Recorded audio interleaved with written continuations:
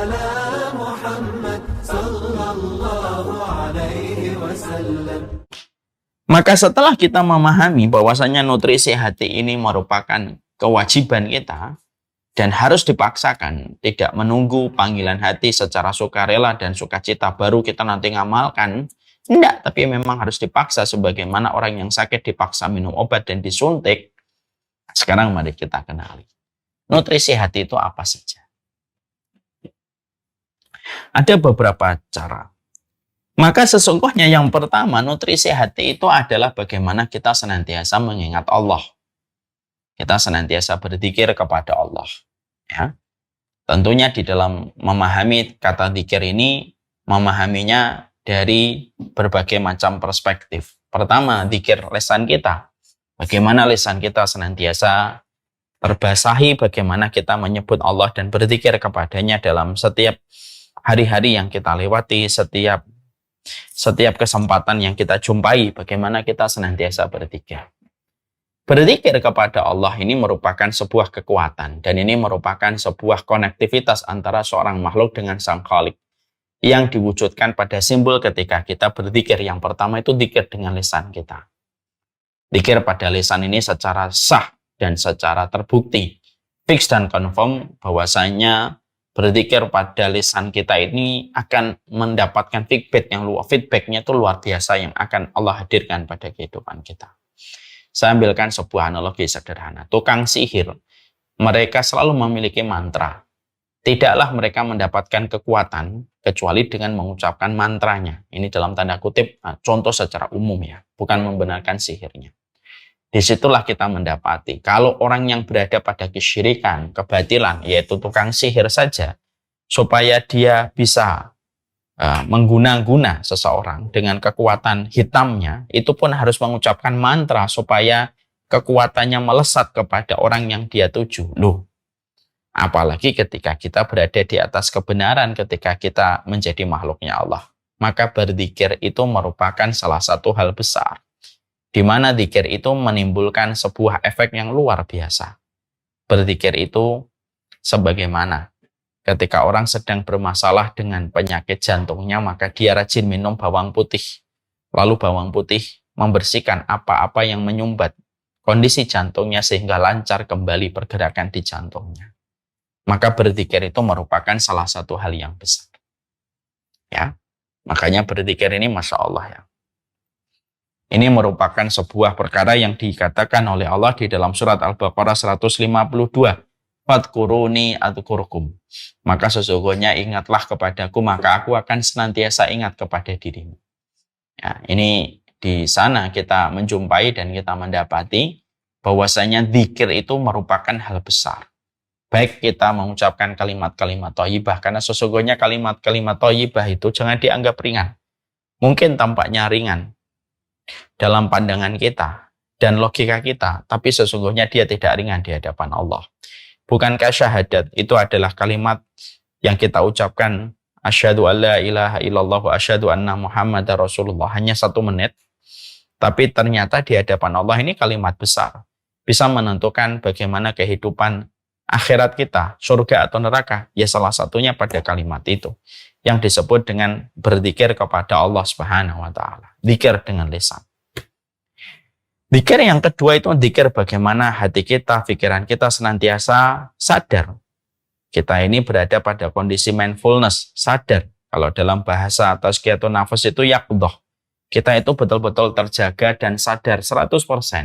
Tidak ada yang kita lihat, tidak ada yang kita dengarkan, tidak ada yang kita jumpai, tidak ada yang kita perhatikan, kecuali kita sadar, sesadar-sadarnya. Bahwasanya semua ini merujuk kepada satu pencipta yang paling besar, yaitu adalah Allah. Inilah zikir. Jadi zikir itu merupakan sebuah kekuatan besar ya, yang memberikan nutrisi untuk hati. Dan sesungguhnya zikir itu memberikan kekuatan untuk hati. Zikir baik dalam tataran lisan, ketika kita senantiasa menyebutkan bagaimana kalimat thayyibah, kita paksa diri kita untuk membaca subhanallah wa bihamdi.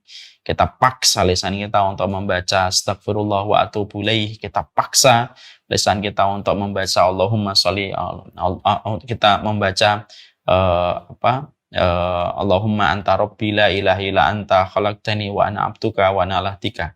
Maka ini merupakan kekuatan besar. Dan inilah sejatinya yang dibutuhkan oleh hati yang pertama, supaya membersihkan semua karat-karat yang telah menguning dan telah menjadikan hati kita melemah karat-karat itu, sebagaimana besi yang telah berkarat. Tidak ada yang membersihkan karat pada hati kita. Tidak ada yang membersihkan karat pada hati kita. Kecuali adalah bagaimana kita senantiasa menyebut nama Allah, karena tidaklah nama Allah ketika disebut, kecuali turun kembali nama Allah itu akan menjadi pembersih dari apapun yang ada di dalam hati kita. Ya. Makanya akhirnya kan kita jumpai ya, hal-hal yang luar biasa ketika seseorang senantiasa mereka berzikir kepada Allah. Ya. Sesuatu yang mungkin hari ini sudah menjadi sesuatu yang terasing, orang yang senantiasa melazimi zikir. Sesuatu yang begitu jarang kita dapatkan karena orang setiap waktunya sibuk dengan scrolling dan sibuk dengan berbagai macam media sosial yang dimiliki, gadget yang dia kuasai, dan berbagai macam target yang ingin dia dapatkan. Ya, tentunya Masya Allah ya. Tentunya inilah yang menjadikan kita paham betul dzikir, yaitu adalah dzikir lisan ini termasuk salah satu yang harus dipaksakan untuk kita. Setidaknya dzikir pagi dan dzikir sore.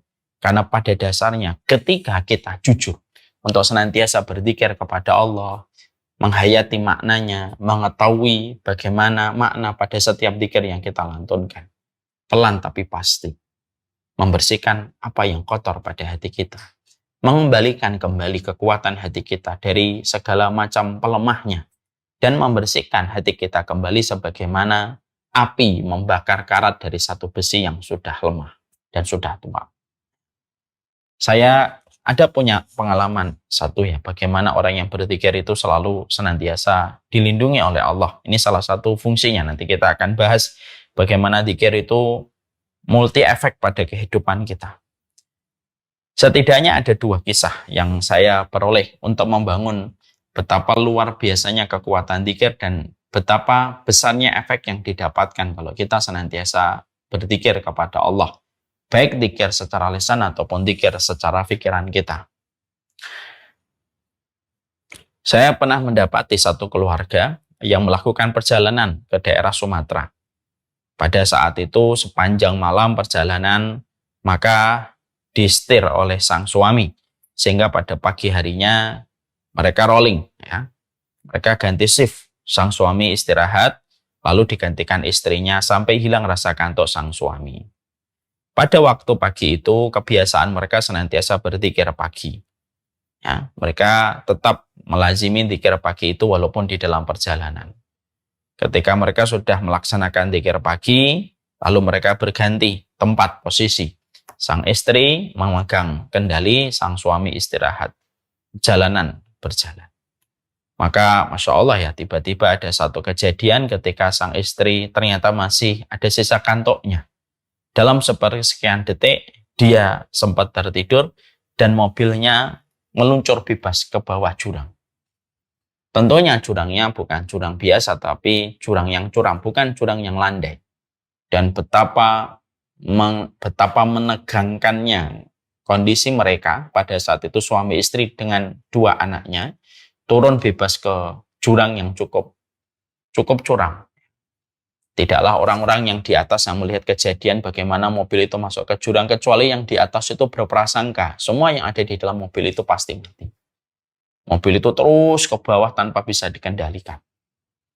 Masya Allah, guncangan demi guncangan didapatkan setiap sepersekian detik dan tidak bisa dikontrol mobilnya.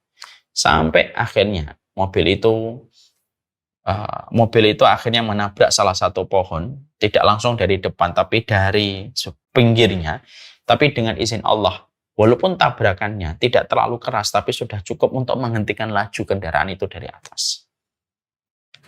Yang luar biasa adalah semua penumpang di mobil itu tidak ada yang luka, hanya kesleo lecet dikit, tapi tidak ada yang patah, tidak ada yang terbentur, tidak ada yang patah giginya, tidak ada.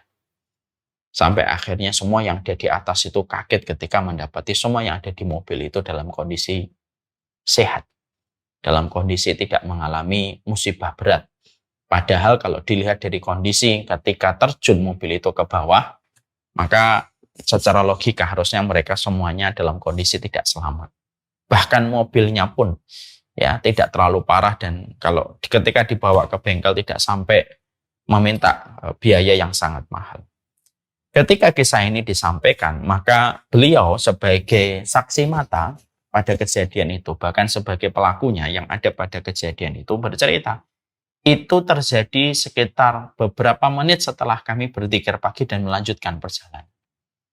Lalu beliau mengatakan, apakah ini merupakan bagian dari perlindungan Allah ketika kami mengingat Allah di waktu lapang, Ustaz, dan Allah menghadirkan, dan Allah bersama kami ketika kami menghadapi satu peristiwa yang mencekam ketika mobil kami tercebur ke dalam jurang yang begitu curam. Saya mengatakan, iyalah, kita harus husnul, dan inilah salah satu di antara dampak dahsyatnya ketika orang itu senantiasa berzikir kepada Allah.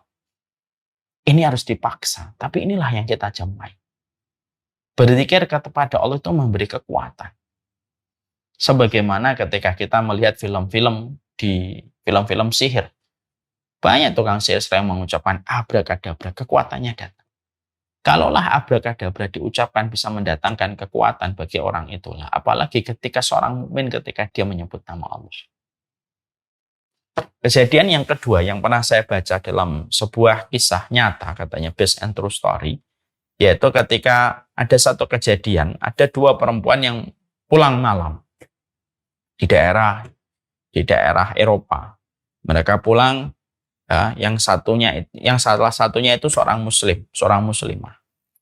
Ketika beliau pulang malam, maka pada saat itu tidak ada yang beliau lantunkan kecuali adalah berzikir. Ketika beliau sadar betul bahwasanya zikir itu memberi kekuatan yang maksimal untuknya, beliau berzikir kepada Allah Subhanahu wa taala di sepanjang perjalanan.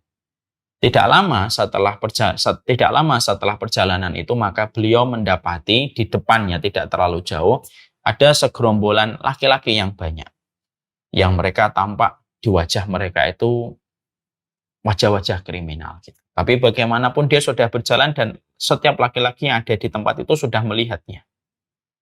Maka dia memperbanyak zikirnya kepada Allah dan dia terus berjalan.